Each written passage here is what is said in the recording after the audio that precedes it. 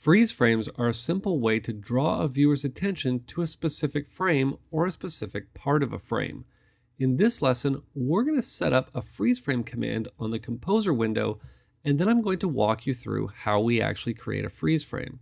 So let's set up our freeze frame command first. What I'm going to do is navigate to the Tools dropdown.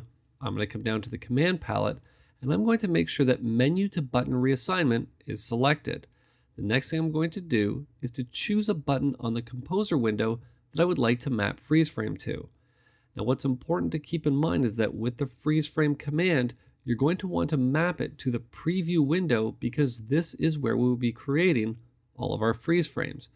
I'm just going to choose the Add Marker button to overwrite because I already have Add Marker mapped to my keyboard. I'm simply going to click on that button. With it highlighted now, I'm going to navigate up to the Composer dropdown. I'm going to come down to Freeze Frame, and with using both fields selected for my freeze frame, I'm simply going to choose 30 seconds. Once I do, you'll see now that that command has been mapped to the Composer window and is now ready to work with. I'm now going to close the Command palette, and we're going to choose a part of this shot that we're going to want to freeze frame. Let's choose right as the ball is being slam dunked. At this point, what I'm going to do is I'm going to match frame this clip into the preview monitor.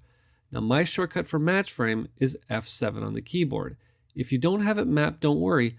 You can find match frame in this fast menu right here, and the command is located right here beside Find Bin.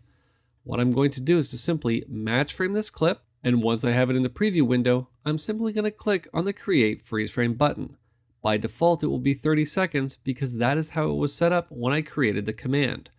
Once I click on it, I'll now be asked what drive I'd like to save the freeze frame to because remember, a brand new piece of media will be created with every freeze frame that you create in your timeline.